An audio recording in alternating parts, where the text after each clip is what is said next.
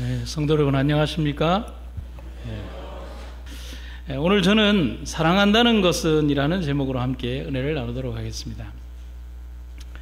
말을 돌보는 할아버지가 멀리 출타하면서 자기 손자에게 말을 부탁을 합니다.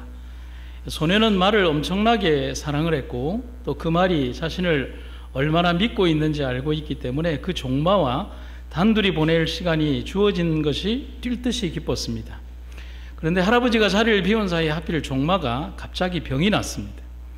밤새 진땀을 흘리면서 괴로워하는 종마에게 소년이 해줄 수 있는 일이라고는 열이 펄펄 나는 종마를 위해서 시원한 물을 먹이는 것밖에는 소년이 할 수 있는 것이 없었습니다.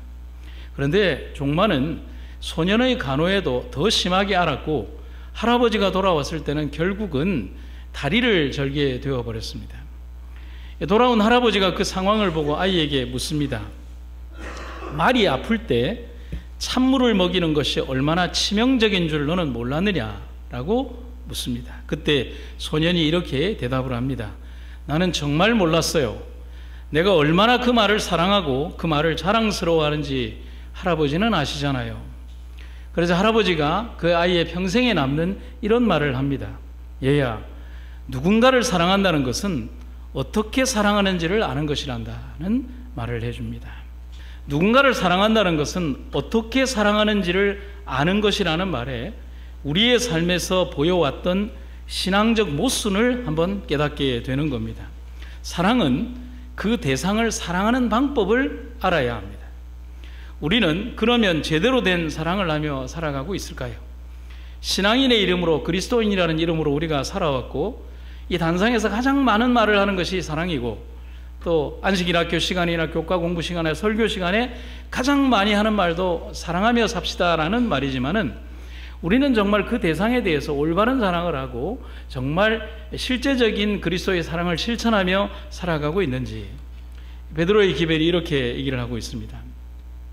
무엇보다도 열심으로 서로 사랑할지니 사랑은 허다한 죄를 덮느니라. 베드로 전후서는 초기 기독교 신자들에게 준 베드로의 기별입니다.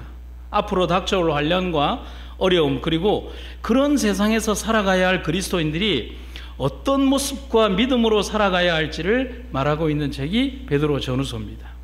그리고 마지막 종말의 시기를 대비하면서 그리스도인은 어떤 준비를 해야 할지에 대해서도 말해주고 있습니다. 그런 의미에서 오늘 본문인 베드로전서 4장 8절은 그런 배경하에서 본다면 조금 더 깊은 의미를 우리들에게 주고 있다는 사실입니다. 다시 한번 읽겠습니다. 그런데 번역을 조금 달리해서 킹제임스 번역본으로 읽으면 조금 남다릅니다. 같이 한번 읽어볼까요? 시작. 무엇보다 서로 뜨겁게 사랑하라. 이는 사랑이 허다한 죄들을 덮기 때문이니라. 번역에 따라서 상당히 의미가 더 깊어지기도 합니다. 사도는 마지막 시기를 살아가야 하는 이 시대의 그리스도인들이 가져야 할 가장 중요한 삶의 모습 그리고 믿음이 표현되는 삶의 자세가 어떤 모습이 되어야 하는지를 상세히 그리고 친절하면서도 강하게 권면하고 있습니다.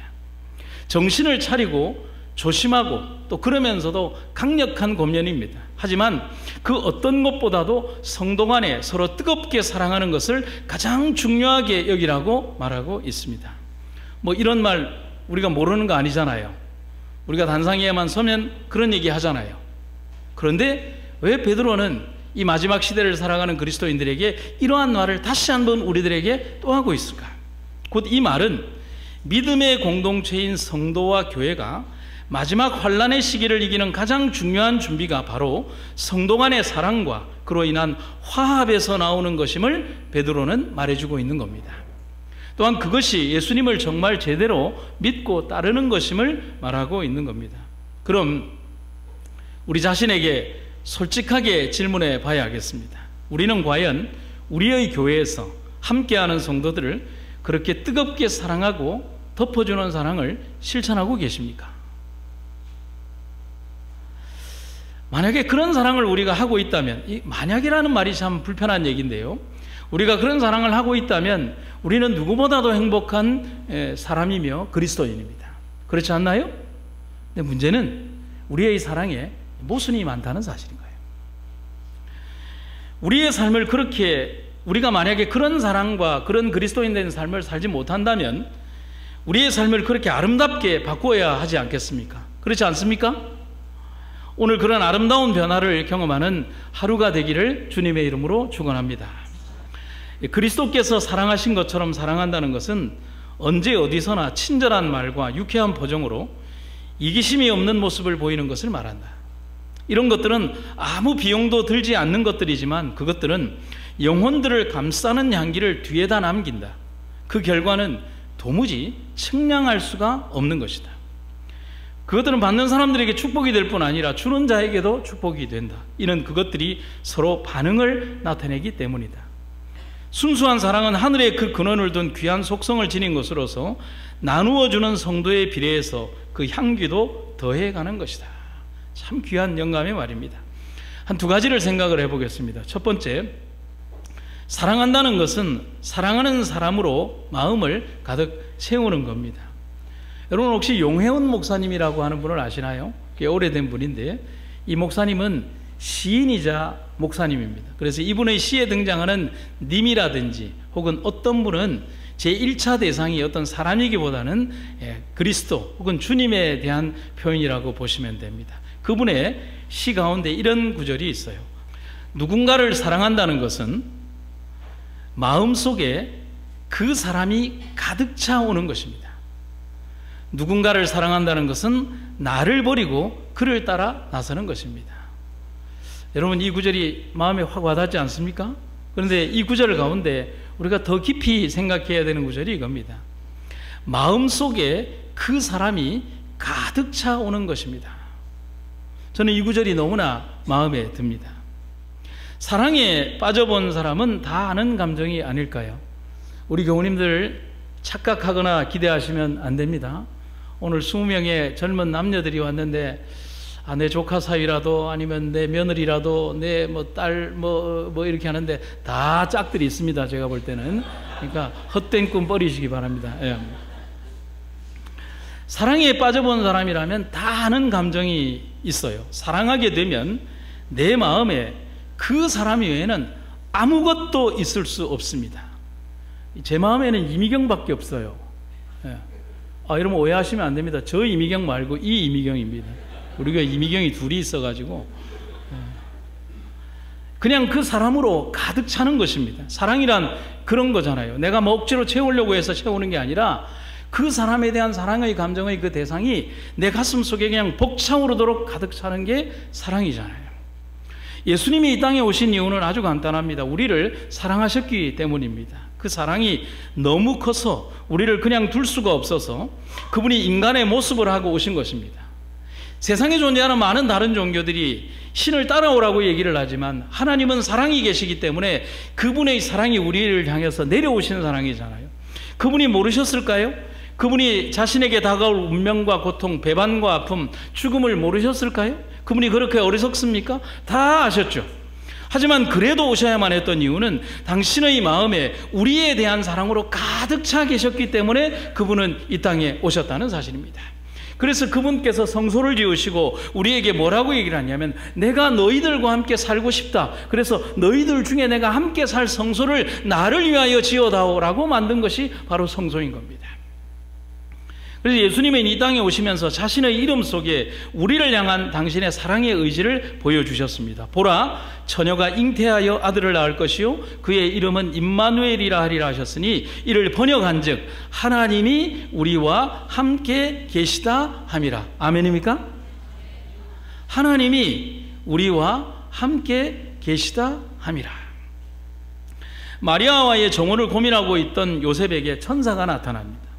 그리고 마리아의 임신은 부정한 행위로 인한 것이 아니며 성령으로 잉태한 하나님의 선물이라고 친절하게 가르쳐 줍니다. 그리고 아이의 이름을 예수, 곧 구원이라고 지으라고 말을 합니다. 그리고서는 이 아이의 출생은 이미 이사야 선지자를 통하여 예언된 메시아의 출생임을 말하며 그 이름은 임마누엘, 곧 인간과 함께 사시는 하나님, 인간과 함께 하시는 하나님이라고 말하고 있습니다. 그런데 이 예언에 대한 것을 이사야 7장 14절에 있는 것을 읽어보면 참 남다른 의미가 있어요. 그러므로 주께서 친히 징조를 너희에게 주실 것이라. 보라, 처녀가 잉태하여 아들을 낳을 것이요 그의 이름을 임마누엘이라 하리라. 그런데 이사야 8장 8절에 보면 또 다른 의미에서 이것을 이렇게 해석을 하고 있습니다. 그 세찬 물결이 유다 온 땅을 모조리 휩쓸고 지나간 후에 마침내 그 강물이 유다의 목에까지 차오르게 될 것이다. 그러나 오 임마누엘이여, 우리와 함께 계시는 하나님, 그분께서 날개를 활짝 펴서 이 땅을 감싸 보호하시리라. 다시 제가 마지막 구절을 읽을게요.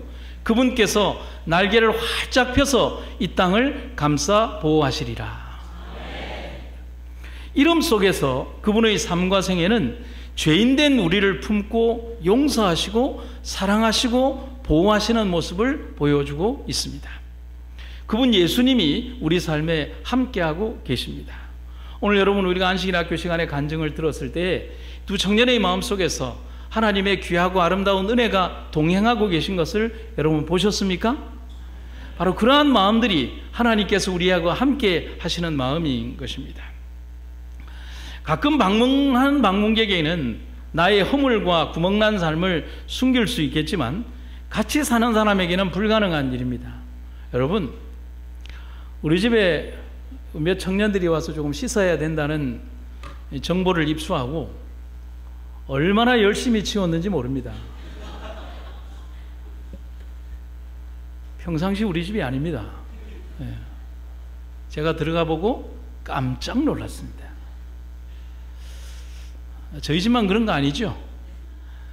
그런데 가끔 방문하는 방문객에게는 우리들의 허물난 것을 언제든지 숨길 수 있지만 매일 사는 사람에게는 절대로 숨길 수 없어요.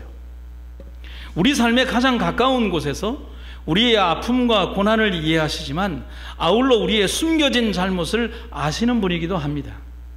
하지만 예수님은 우리의 삶을 이해하고 용서하기 위해서 이 땅에 오셨다는 것을 잊어서는 안 됩니다. 그래서 흐트러진 것, 모난 것, 그리고 정돈되지 않은 것, 우리의 허물들, 다른 사람들은 모르는 이 양복 아래에 감추어진 추악한 모습들 역시도 다 아시는 분이지만 그러한 것들에 대하여 허물이나 견책하거나 비난하기 위하여 우리와 함께 사시는 분이 아니라 우리의 잘못된 것을 고치고 때로는 덮어주고 우리를 고쳐주시기 위하여 우리와 함께 하시는 분이 우리의 하나님 예수님이라는 사실입니다. 그래서 이사야서에 보면 이런 구절이 있습니다. 주께서 말씀하신다. 자, 이리 오너라. 와서 이 문제를 놓고 우리 함께 한번 상의해 보자. 너희의 죄가 주홍빛처럼 아무리 진하다고 해도 내가 눈송이처럼 하얗게 씻어주겠다. 너희의 죄가 진홍같이 아무리 붉다 하더라도 내가 양털처럼 희게 씻어주겠다. 성경에 등장하는 가장 위대한 이 믿음의 법칙이 피는 피로서 정결케 된다는 거예요. 어떤 다른 세탁물이나 어떤 다른 인공의 방법이나 어떤 인간적인 방법이 아니라 피를 피로서 정결케 하는 것. 하나님의 그리스도의 피가 우리의 주홍빛 같은 죄의 그 붉은색 피를과 첨가되었을 때 우리의 모든 허물들이 하얀색 주님의 의의 세마포의 색깔로 변화되는 것. 그게 믿음의 원대한 방정식이고 우리가 그런 원칙이 있기 때문에 살 수 있다는 사실을 우리는 기억해야 한다는 것입니다. 그래서 예수님의 이름 속에는 사랑이 있습니다. 그리고 그 이름 속에 당신의 약속이 있습니다. 그리고 그 이름 속에 그리스도인의 삶이 있고 주님의 영원한 삶이 있습니다. 그리고 예수님은 그 이름처럼 사셨습니다. 그렇기 때문에 우리도 그렇게 예수님을 믿고 따른다는 삶은 예수님처럼 사랑하며 살아가야 한다는 것을 말하는 것입니다. 여러분, 우리가 좀 고민하지 말고 너무 많이 생각하지 말고 너무 많이 판단하지 말고 너무 많이 복잡하게 사지 말고 그냥 예수님이 사셨던 그 삶 그대로 좀 단순하게 그냥 우리의 마음속에 있는 모든 살아왔던 것들 다 버려버리고 주님만 바라보며 살아가는 여러분과 제가 되기를 간절히 바랍니다. 두 번째는 사랑한다는 것은 덮어주는 것입니다. 잠언서 17장 9절에 보면 이렇게 되어 있습니다. 남의 허물을 덮어주면 사랑을 받고 남의 허물을 거듭거듭 덜 추워내면 신한 벗까지도 등을 돌린다. 이 잠언의 글은 우리에게 참 깊은 울림을 주는 내용이 너무나 많이 있습니다. 흔히 우리들이 생각을 할 때 잠언이나 전도서를 교훈적인 기별이라고 하지만 그게 아니에요. 성경 66권의 기별들 속에는 복음이 있고요. 거기에 복음의 원대한 진수들이 그 안에 우리들에게 어떤 다른 방법이나 어떤 길들로 존재한다는 사실인 것이요. 여기 이 방법 속에도 단순히 우리가 이렇게 선하게 살라는 것이 아니라 이 속에 그리스도의 원대한 십자가의 원칙이 바로 이 구절에 있다는 사실인 것입니다. 그래서 지혜서라고 하는 겁니다. 이 구절을 공동 번역으로 읽으면 의미가 조금 남다르게 옵니다. 남을 흉보면 의가 상하지만 남의 허물을 감싸주면 사랑이 돌아온다. 아멘입니까? 다른 사람의 잘못이나 혹은 잘못된 일을 대하는 제3자 혹은 타인의 모습을 말하는 겁니다. 어려움을 당하거나 안 좋은 일을 당한 사람은 몸은 물론 마음에 깊은 상처를 받게 됩니다. 여러분, 우리의 몸에 입은 상처보다 마음에 입은 상처가 더 크다는 사실을 아시죠? 그래서 모로코 속담에 이런 말이 있어요. 말로 입힌 상처는 칼로 입힌 상처보다 깊다. 그처럼 타인의 허물이나 잘못, 그리고 때로는 아픔을 대하는 방식에서 우리는 예수님이 가르치신 가장 아름답고 원대한 사랑의 방식을 따라야 합니다. 그것은 타인의 삶에 대하여 함부로 말하지 않는 겁니다. 그것은 타인의 허물을 이리저리 들추어내서 굳이 말하지 않는 것을 말합니다. 그런데 우리는 그런 일에 너무 무감각합니다. 교회 안에 사는 공동체라는 이름으로 혹은 같이 성도라는 이름으로 함께 살아가면서도 우리는 타인의 삶에 대해서 우리의 입술이나 혀로 너무 많이 개입하고 너무 많이 평가하고 너무 많은 일들을 아무런 거리낌 없이 아무런 죄의식 없이 그렇게 이야기하며 살아갈 때가 있습니다. 오죽하면 세상에서 제일 재미있는 구경이 다른 집 불타는 것과 다른 사람의 허물을 말하는 것이라고 했겠습니까? 여러분, 예인 수녀라고 아시죠? 이 수녀님이 말을 위한 기도라고 하는 엄청나게 긴 시가 있는데 그 부분에서 제가 한 부분만 따서 여러분들에게 읽어드리도록 하겠습니다. 내가 이웃에게 말을 할 때에는 하찮은 농담이라도 함부로 짓거리지 않게 도와주시어 좀 더 겸허하고 좀 더 인내롭고 좀 더 분별 있는 사랑의 말을 하게 하소서. 내가 어려서부터 말로 저지른 모든 잘못, 특히 사랑을 거스른 비방과 오해의 말들을, 경솔한 속단과 편견과 위선의 말들을 용서하소서. 주님, 나날이 새로운 마음, 깨어있는 마음, 그리고 감사한 마음으로 내 언어의 집을 짓게 하시어 해처럼 환히 빛나는 삶을 당신의 은총 속에 이어가게 하소서. 너무나 공감이 가는 글입니다. 사랑은 그래요. 여러분, 한 50대의 장로교인이 70대의 권사님 어머니와 사는 집이 있었어요. 그런데 주일날 아침에 50대의 아들이 일어나서 갑자기 어리광을 부립니다. 엄마, 나 오늘 교회 안 가면 안 돼? 교회 가야지. 왜 이러니? 갑자기. 아, 오늘 정말 교회 가기 싫은데 교회 안 가면 안 돼, 엄마? 그래도 가야지. 그래서 아들이 얘기합니다. 내가 꼭 교회 가야 되는 이유 한번 좀 나를 설득해봐. 이러니까 교회는 꼭꼭 가야 된단다. 그리고 교회를 빠지면 믿음이 떨어진단다. 그리고 교회를 가야 사람들과 영적 교제도 하고 또 교회를 가야 벽돌을 착착 살듯이 믿음의 집을 짓는단다. 아, 그래도 안 가면 안 돼? 그러니까 그 권사님이 아들의 손을 잡고 이래 얘기를 하는 거야. 예, 네가 그 교회 목사지 않니? 가서 설교는 해야 안 되니? 그러더라고요. 한 목사님의 칼럼에 나오는 글인데 제가 그 글을 읽고 그런 칼럼에 글을 제 나름의 답을 달았어요. 목사도 연약한 사람이다. 연약한 그릇이다. 장로도 연약한 그릇이다. 집사도 연약한 그릇이다. 이 성도 안에 있는 모든 사람들은 다 연약한 그릇입니다. 상처받고 상처를 주기도 합니다. 그렇기 때문에 우리는 그리스도께서 우리에게 가르치신 사랑의 원칙이 아니면 이 교회 안에서 너무 깊은 상처를 받을 수 있다는 사실을 우리는 기억하고 살아가야 합니다. 여러분, 누구를 생각하면 되겠습니까? 예수님이죠. 예수님을 생각하면 됩니다. 아멘입니까? 예수님만 생각하면 됩니다. 예수님만 따라가면 됩니다. 모든 사람들이 손가락질하는 여인이었지만 예수님만은 그러지 않았어요. 그 여인은 훗날 자신의 전 재산인 옥합을 깨뜨려 그 안에 이 기름을 자신의 머리칼로 적셔 예수님의 발을 씻겼습니다.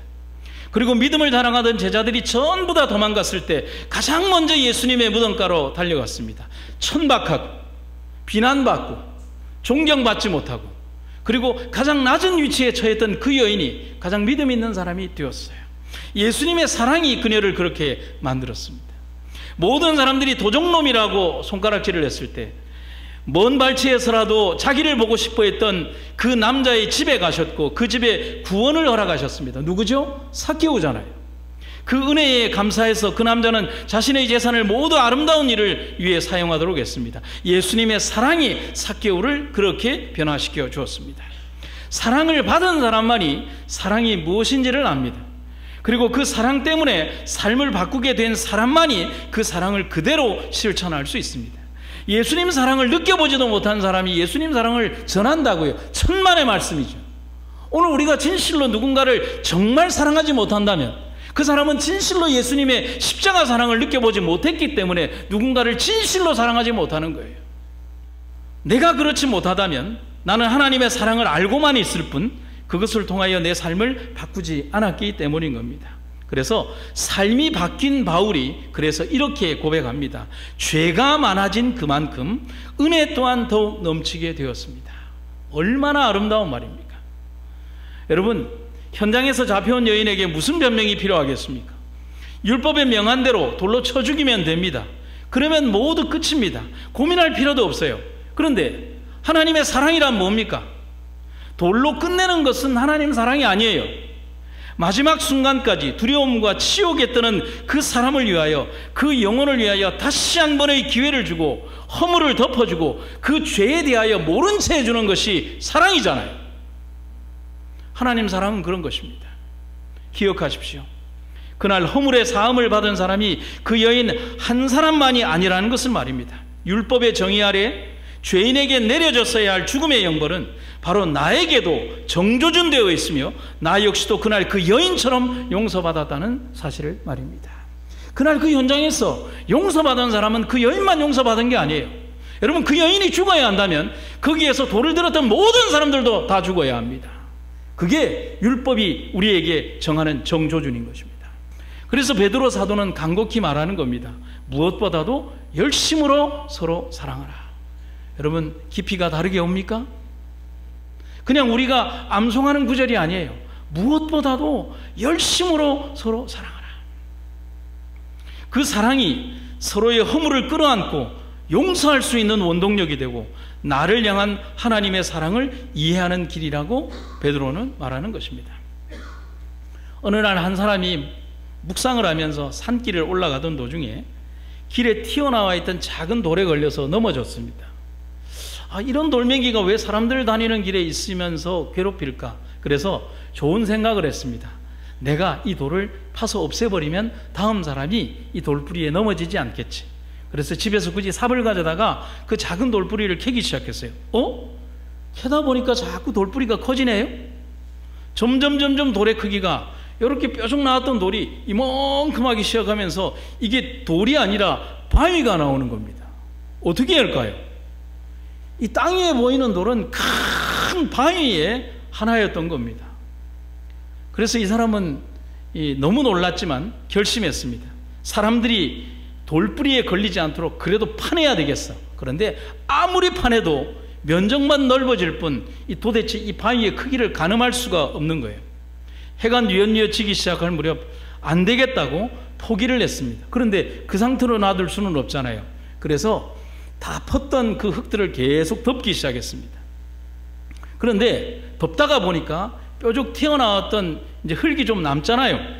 흙이 남아서 이렇게 덮다 보니까 비스듬하게 덮다가 보니까 어떻게 됐냐면 뾰족 튀어나왔던 돌까지 이렇게 덮어버렸어요. 그러니까 돌뿌리가 전혀 안 보이는 거예요. 그것을 보면서 그는 생각했습니다. 나는 왜 처음부터 이 방법을 생각하지 못하고 이 돌뿌리를 캐려고만 했을까? 여러분, 드는 생각이 있으십니까?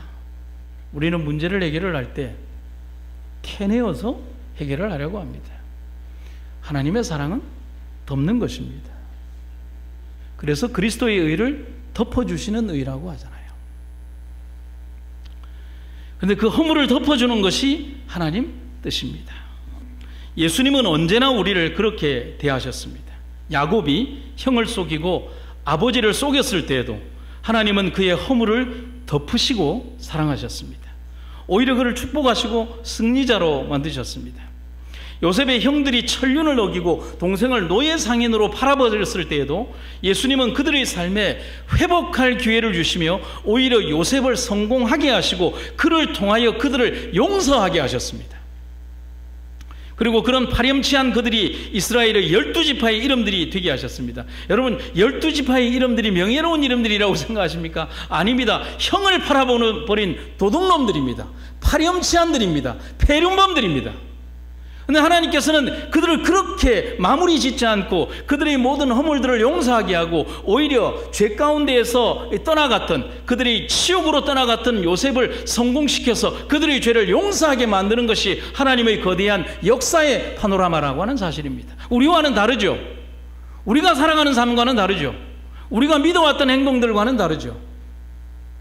다윗이 파렴치한 죄와 교사죄를 범했을 때에도 하나님은 그의 삶을 끝내는 돌이키게 하셨습니다. 그의 죄를 묵과하신 것이 아니라 그가 죄의 대가를 치르는 그 순간에도 그 영혼을 향한 당신의 사랑을 거두지 않으셨다는 것입니다. 여러분, 이제 나중에 결혼하면 애들 낳으실 거죠? 왜 한숨이 나옵니까? 내 마음속에 있는 것을 가감없이 말을 하면 너희들도 한번 키워봐라. 아이들이 잘못을 하면 부모들이 때립니다. 근데 여러분, 부모가 때리는 것과 전혀 모르는 사람이 때리는 것과는 다릅니다. 부모는 아이를 심하게 때리더라도 고치기 위하여 때립니다. 그런데 다른 사람은 그 아이를 고치는 것과는 상관이 없어요. 당장에 그 아이의 잘못만 보고 허물을 캐는 것만이 목적이라는 사실이죠. 그런 사랑과 덮어주시는 사랑이 오늘의 우리를 살리고 있음을 잊어서는 안 됩니다. 영감의 기별입니다. 어떤 이들이 영적으로 시들어가고 있음을 나는 보았다. 그들은 얼마 동안 형제들을 바로잡기 위하여 간섭하는 일을 하였다. 그들은 문제를 삼기 위하여 모든 결점을 찾아내려고 힘썼다. 그렇게 하는 동안 그들의 마음은 하나님, 하늘, 진리에 머물지 않고 사단이 바로 그들의 마음을 두기를 원하는 것, 즉 남에게 머물게 되었다. 그들의 영혼은 방치되었으며 그들은 거의 자신들의 결점을 깨닫거나 느끼지 못하였다. 왜냐하면 그들이 자신의 영혼을 보살피거나 자신들의 마음을 살피지 않고 남의 허물을 경계하는 일에 바빴기 때문이다. 남이 입고 있는 옷, 모자, 앞치마들이 그들의 주목거리였다. 그들은 이 사람 또는 저 사람에게 말하지 않을 수 없으며 이 일을 수주일 동안 계속한다. 몇몇 연약한 영혼들은 다른 사람들의 의복과 행동을 주시하며 그들의 결점을 찾아내는 것을 신앙의 전부로 삼고 있음을 나는 보았다. 개혁하지 않는다면 하늘에 그들을 위한 자리가 없을 것인데 이는 그들이 주님에게서조차 허물을 찾으려 할 것이기 때문이다. 여러분, 정말 무서운 기별이에요. 남의 허물이나 어떤 다른 사람의 것을 끊임없이 생각하는 사람은 예수님이 이 자리에 있어도 그분의 허물을 찾으려고 생각할 것이다 라고 말을 하는 겁니다. 하나님은 용서하시는데 용서받은 인간은 용서를 모르고 살아갑니다. 마태복음 18장에는 너무나 모순된 삶을 사는 사람의 이야기를 기록하고 있습니다. 그것은 1만 달란트나 빚진 사람이 그 빚의 탕감을 받은 후에 나가서는 자기에게 겨우 100데나리온 빚진 사람을 대해서 모진 행패와 폭행을 부리는 사람의 이야기입니다. 무한한 용서를 받았음에도 그 용서의 가치를 모르는 사람의 이야기, 무한한 사랑을 받았음에도 사랑의 진정한 가치를 모르는 사람의 이야기가 우리의 이야기가 되지 않기를 진심으로 간절히 부탁드립니다. 타인을 이해하고 사랑하며 살아가는 것이 얼마나 행복한 것인가를 모르는 사람은 하늘에 갈 수 없습니다. 성도 여러분, 우리가 주님으로부터 그 큰 사랑과 용서를 받았음을 잊지 않는 여러분과 제가 되기를 간절히 바랍니다. 목사가 성격이 조금 있어도 용서해 주시기 바랍니다. 목사가 좀 허물이 있어도 용서해 주시기 바랍니다. 여러분, 살아가면서 우리들에게 있는 많은 허물들, 부족한 면들 서로가 용납하며 이해하고 용서할 때 우리는 정말 아름다운 성도의 교제를 하게 될 것입니다. 제가 마지막으로 한 이야기를 들려드리고 말씀을 마치겠습니다. 뉴욕에 살고 있던 윌리엄이라는 이 사람은 수많은 전우들이 전사한 이라크 전쟁에 참전한 참전 군인이었습니다. 지금은 전역 후에 집으로 돌아왔지만 당시에 이라크를 잊지 못하고 있었습니다. 전역 후에 그는 외상후 스트레스 장애인 PTSD 증후군에 심각하게 시달리고 있었습니다. 평범한 일상으로 돌아오기 위해 고군분투를 하고 있었고 그날도 병원에 진료를 받고 집으로 돌아가던 중이었습니다. 그런데 윌리엄이 평소처럼 운전을 하고 집으로 가고 있었는데 경찰차가 계속 뒤에서 따라오고 있었습니다. 신호위반이나 과속도 안 했기 때문에 뭔가 이상하다고 생각했습니다. 그런데 더 이상한 건 사이렌도 울리지 않고 몇 킬로미터를 경찰차가 그냥 따라오는 거예요.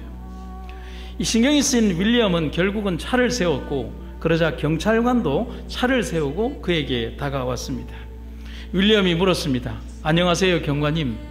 제가 과속했나요? 아니에요. 미소를 지으면서 경관이 이렇게 대답을 했습니다. 차 뒤 범퍼에 붙은 스티커가 멋집니다. 미군들은 제대 차량에 자신이 군인 출신임을 밝히는 스티커를 저렇게 붙입니다. 천만에요, 경관님. 어디에서 복무했나요? 그러자 윌리엄이 얘기를 합니다. 이라크에서 복무했습니다. 그러자 그 얘기를 들은 경관은 갑자기 눈시울이 붉어지면서 고개를 떨구었습니다. 그리고는 이렇게 말을 합니다. 내 아들도 이라크에서 복무했었지요. 집 떠나올 때에 무사히 돌아온다고 했었는데 그 인사가 마지막이 될 줄은 몰랐어요. 결국 집에 돌아오지 못했네요. 이 장애를 앓고 있는 이 윌리엄은 불안장애를 가지는 사람입니다. 이런 상황에 처하자 그가 이 사람을 위로해 줘야 되겠다는 강한 마음이 들었어요. 윌리엄은 그에게 위로를 건넸지만 그의 가슴도 무너지고 있었습니다. 가까운 전우를 잃는다는 것이, 사랑하는 사람을 잃는다는 것이 어떤 심정인지, 얼마나 비통한 일인지 잘 알고 있었고 그것 때문에 바로 자기가 이 장애를 앓고 있기 때문에 그런 것입니다. 그리고 경관은 말없이 차 안을 들여다보았습니다. 차량의 대시보드 위에는 13번 접혀진 미국의 성조기가 있었습니다.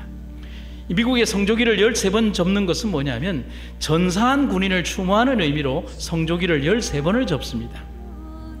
경관이 이렇게 말을 합니다. 차 안에 있는 성조기를 보니 아들이 전사한 후에 받은 국기와 똑같이 접혀 있네요. 접혀진 국기는 전혀 다른 두 사람 사이에 깊은 유대감을 만들었습니다. 그리고 잠시 후 먹먹한 목소리로 경관이 윌리엄에게 이렇게 말을 합니다. 혹시 한 번만 안아봐도 될까요? 경관이 이런 얘기를 이어서 합니다. 당신을 보니 아들 생각이 나서요. 아들처럼 느껴지네요. 아들이 내 곁을 떠났다는 게 지금도 믿을 수가 없네요. 함께 눈물을 훔친 윌리엄은 차에서 내려 주저없이 그를 껴안아 주었습니다. 한참을 이 두 사람이 끌어안았습니다. 지금 이 순간은 서로에게 가장 필요한 순간이었습니다. 두 사람은 서로 무릎을 꿇고 한참을 울었습니다. 이 운명 같은 포옹은 서로의 상처를 감싸 주었습니다. 아들을 잃은 아버지에게는 아들을 다시 본 듯한, 그리고 윌리엄에게는 여태껏 짓눌렀던 마음의 큰 짐을 내려놓으며 새로운 삶의 변화를 가져온 계기가 되었습니다. 이날 이후로 윌리엄은 자기의 병을 완전히 고치게 됩니다. 성도 여러분, 살아오시면서 상처가 있으십니까? 그런데 우리는 모두 상처를 가진 사람들입니다. 그 상처를 안고 하늘을 함께 가는 사람들입니다. 옆에서 우리가 웃어주고 안식일마다 밝은 모습으로 함께하고, 또 때로는 우리의 밝은 모습 속에 감춰져 있는 삶의 어두운 일들이 있지만 우리의 삶에 상처 없는 사람이 어디 있겠습니까? 사랑한다는 것은 그렇게 서로를 안아주는 것입니다. 여러분, 우리가 이 교회 안에서 서로에게 서로의 상처를 안아주는 그런 사랑이 없다면 우리는 이 세상 어디에서 그러한 위로를 받을 수 있을까요? 그리고 우리는 치료받는 것입니다. 만일 그들이 하나님을 극진히 사랑한다면 그들은 주 안에서 피차에 사랑할 것이요, 언제나 예모 있게 대접하고 피차의 한 마음이 되기까지 가까워질 것이다. 서로 극기와 자기 희생을 하는 중에 피차의 축복이 될 것이다. 베드로의 권면은 이렇게 이어지고 있습니다. 제가 베드로전서의 기별을 읽고 마무리하도록 하겠습니다. 무엇보다도 먼저 서로 뜨겁게 사랑하십시오. 사랑은 허다한 죄를 덮어줍니다. 불평 없이 서로 따뜻하게 대접하십시오. 각 사람은 은사를 받은 대로 하나님의 여러 가지 은혜를 맡은 선한 관리인으로서 서로 봉사하십시오.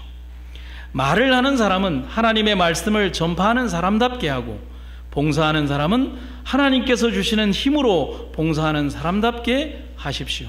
그리하면 하나님이 모든 일에 예수 그리스도로 말미암아 영광을 받으실 것입니다. 영광과 권세가 영원 무궁토록 그에게 있습니다. 아멘. 말씀을 마치겠습니다. 우리를 무한히 사랑하시는 아버지 하나님, 오늘 우리의 연약함과 부족함과 허물에도 불구하고 우리의 모든 것 가리우시고 그저 사랑한다 말씀해 주시니 감사합니다. 우리가 이 땅 아래 살아가며 모인 주의 백성들, 성도들 함께 사랑하며 하늘을 향해 온전히 걸어갈 수 있도록 주님 인도하여 주시옵소서.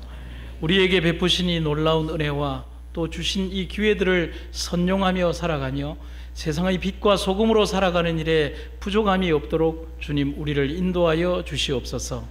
특별히 귀하고 아름다운 사역을 위하여 이곳까지 온 사랑하는 주의 종들을 기억하여 주시고 그들의 선한 행동과 또 역할들이 하나님 사업에 귀히 쓰임받고 열매 맺을 수 있도록 주님 인도하여 주시옵소서. 주께서 베푸신 이 놀라운 하루에 감사드리며 오늘도 주님 안에 있어 행복한 하루가 되었음을 인하여 감사드리며 예수님의 이름으로 기도드립니다.